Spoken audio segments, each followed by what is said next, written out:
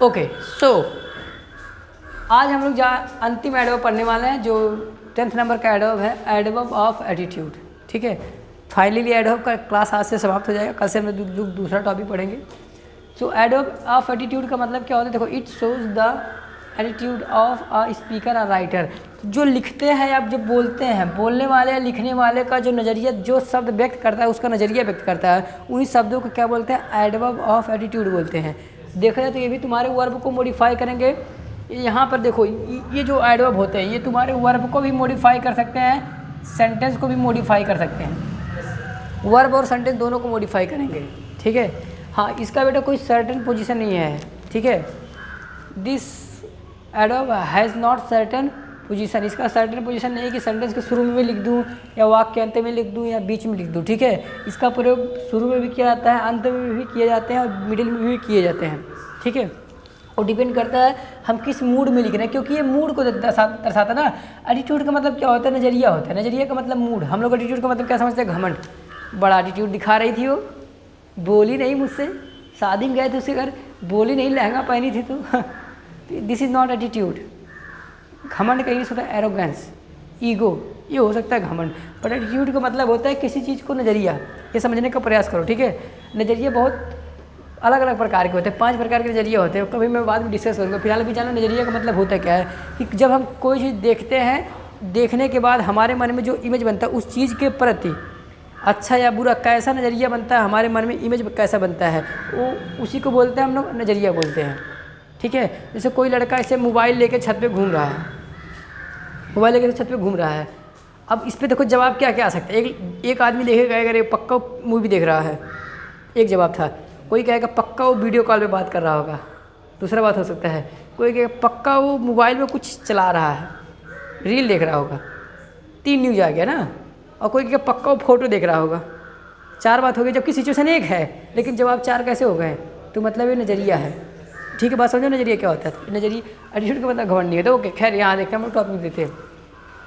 तो ये बोलने वाले या लिखने वाले का नज़रिया व्यक्त कराएगा कि उसका नज़रिया किस प्रकार का है, एटीट्यूड किस प्रकार का है। देखो शब्द कौन कौन से हैं? Frankly, clearly. अच्छा, फ्रैंकली क्लियरली तो मैंने तुम्हें एडवर्ब ऑफ अफर्मेशन में भी पढ़ाया। ठीक है, बिल्कुल अफर्मेशन में भी हो सकते हैं, यहाँ पर भी हो सकते हैं दोनों। ठीक है, क्योंकि दोनों एडवर्ब हैं और दोनों मनोदशा को दर्शाते हैं। तो वहाँ पर भी बिल्कुल सही था, यहाँ पर भी ये बिल्कुल सही है बेटा। ठीक है, ऑब्वियसली, नेचुरली, सरप्राइजिंगली, सरप्राइजिंगली, इसको 2-4 बार बोलना तभी मुँह से निकलेगा, तो मुँह से निकलने वाला नहीं है। स्ट्रेंजली, स्ट्रेंजली का मतलब होता है अनोखे ढंग से। ठीक है, स्ट्रेंजली के 2 मतलब होता है, एक अनोखे ढंग से, कोई नए तरीके से किसी काम को करना, तब स्ट्रेंजली बोलते हैं। ठीक है, या फिर अजनबी की तरह से काम करना, अनजान की तरह काम करना, उसे भी क्या बोलेंगे? स्ट्रेंजली बोलेंगे। लकीली मतलब होता है भाग्यवश, कि हाँ भाग्यवश मेरा काम हो गया, धन्यवाद मेरा काम हो गया, थैंक गॉड मेरा काम हो गया। ठीक है, अभी और भी शब्द होते हैं, फिलहाल मैं इसका तुम्हें एग्जाम्पल दिखा दे रहा हूँ। ठीक है, फोकस टॉपिक क्या कर रहा है, कॉन्सेप्ट क्या होता है कि वह शब्द जो बोलने वाले लिखने वाले का मनोदशा को व्यक्त कराते हैं, उन्हीं शब्द क्या बोलते हैं? एडवर्ब ऑफ एटीट्यूड बोलते हैं, एडवर्ब ऑफ एटीट्यूड। चलो कुछ एग्जांपल मैं दिखा दे रहा हूँ इन सभी को, उसके बाद एक क्लास ओवर किया जाएगा। और आज खुशी का दिन है क्योंकि आज हम लोग एडवर्ब समाप्त कर रहे हैं। ठीक है, तो पार्टी वार्टी अभी कराएंगे। ठीक है, डीजे चलवा के डांस करवाएंगे, घोड़ा नहीं खुश बात हो जाता, अभी बहुत सारे टॉपिक बचे हुए पढ़ने के लिए। चलो देखो, पहला सेंटेंस मैं कह रहा हूँ कि मैं साफ साफ बोलता हूँ, मैं साफ साफ बोलता हूँ, मैं हर चीज़ साफ साफ बोलता हूँ। चलो ये इसका इंग्लिश बनाते हैं। मैं हर चीज़ साफ साफ बोलता हूँ। हर चीज़ में कैसे बोलता हूँ? साफ साफ बोलता हूँ, हर चीज़ में साफ साफ बोलता हूँ। सो I speak,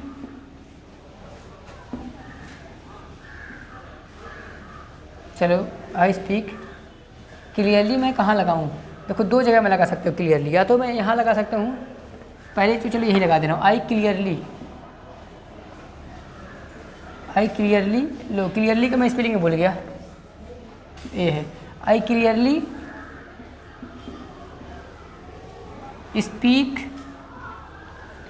everything.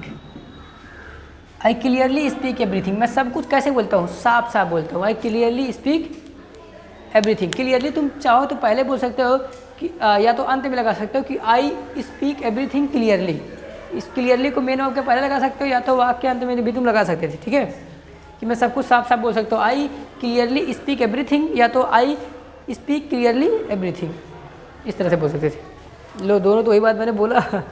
I speak everything clearly, इस तरह से भी बोल सकते थे, या आई क्लियरली स्पीक एवरीथिंग, इस तरह से बोल सकते थे। ठीक है, दूसरा एग्जाम्पल लेते हैं। फ्रैंकली का मतलब होता है दिल खोल के। फ्रैंकली मतलब क्या होता है? दिल खोल के। क्या होता है? हाँ, दिल खोल के। क्या सच में दिल खोल देगा ऐसे? नहीं, ऐसे नहीं, मतलब बिना शर्माए हुए, बिना लजाए हुए। ठीक है, बैठ जाए खाने, भैया दाल लाओ, चावल लाओ, सब्जी लाओ, घर वाले भी सोचिए कहाँ का बेशरम आ गया, शर्मा नहीं रहा। तो वहाँ फ्रैंकली बोलते हैं। जैसे कि कोई मामा घर जाता है, जैसे कह रहे हो कि तुम, कोई लड़का गया था मामा के घर गया था, मांग मांग के खा रहा सारी चीज़ें। मामा घर तो खैर कोई शर्माता नहीं है, मैं भी नहीं शर्माता हूँ। किसी और घर, जैसे कि और किसी घर, जैसे भाभी के घर कोई अगर चला जाए, भाभी के घर, ठीक है, वहाँ बहुत शर्माती है। तो वहाँ पर भी एक लड़का था, तो उसको क्या बोलेगा? यू वर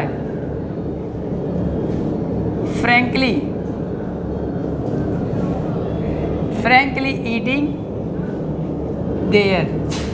देखो, you were frankly eating there, तुम वहाँ दिल खोल कर खा रहे थे। इसका हिंदी क्या है? तुम वहाँ दिल खोल कर खा रहे थे, बिना शर्माए हुए खा रहे थे। ये वही की बात है, भाभी घर गए थे ना, और वहीं पे भाभी चावल लाओ, दाल लाओ, वही मंगा रहे थे, चपाती लाओ, ये वगैरह वगैरह मंगवा के खा रहे थे, सब शर्मा नहीं रहा था। तो फ्रैंकली, देखो मेन वर्ब के पहले भी तुम लगा सकते हो। ठीक है, एक दो सेंटेंस और मैं बना रहा हूँ, मैं जिसे कह रहा हूँ।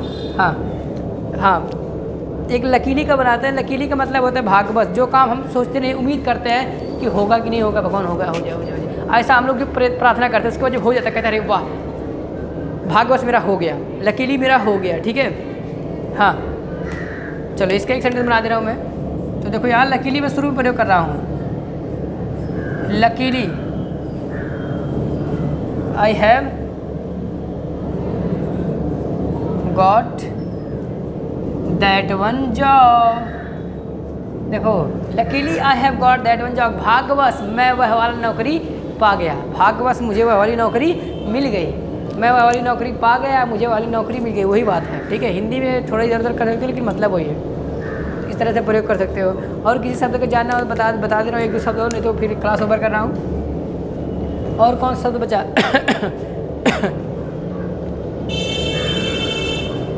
हाँ, एक शब्द था यहाँ स्ट्रेंजली। स्ट्रेंजली का मतलब क्या होता है? अनोखे ढंग से। क्या होता है? अनोखे ढंग से। तो मैं कह रहा हूँ he was singing strangely. Strangely मतलब क्या होता है? अनोखे ढंग से, कि वो बहुत अनोखे ढंग से गा रहा था। मतलब जब वो गा रहा था ना, तो सब लोग उसमें खो गए, एकदम अनोखे अंदाज में गा रहा था, एकदम अलग तरीके से गा रहा था। तो ही वाज सिंगिंग स्ट्रेंजली, अनोखे ढंग से गा रहा था। ठीक है, तो यहाँ पर ये भी तुम्हारा एडवर्ब समाप्त हुआ बेटा, एडवर्ब ऑफ एटीट्यूड। ये सब देखो बोलने वाले का ये सब नज़रिया व्यक्त करा था कि कैसे बोलता है, स्पष्ट बोलता है, कैसे खा रहा था, दिल खोल के खा रहा था। ठीक है, सभी एडवर्ब एक काम होने का तरीका ही तो बता रहे हैं। ठीक है, काम होने का तरीका नहीं, बोलने वाले का नज़रिया बता रहे हैं कि कैसे वो बताना चाह रहे हैं, इस बात को कैसे वो बताना चाह रहे हैं। ठीक है, तो दिल खोल के वो काम कर रहा था, भाग्यवश काम हुआ। तो ये सब चीज़ें, हाँ, स्ट्रेंजली मतलब अनोखे। ठीक है, काम, एक काम को हालांकि ये मॉडिफाई कर रहा है, लेकिन एक यहाँ काम नहीं है, यहाँ उसके नज़रिए को बता रहे हैं कि वो काम किस तरह से वो बताना चाह रहा है। ठीक है, बस समझना, काम को किस तरीके से बताना चाह रहा है, यहाँ पे ये दर्शाया जा रहा है, एटीट्यूड दिखाया जा रहा है, नज़रिया व्यक्त किया जा रहा है। ठीक है, तो यहाँ पे ये सारा चीज़ होगा समाप्त। Okay, thanks for watching this video.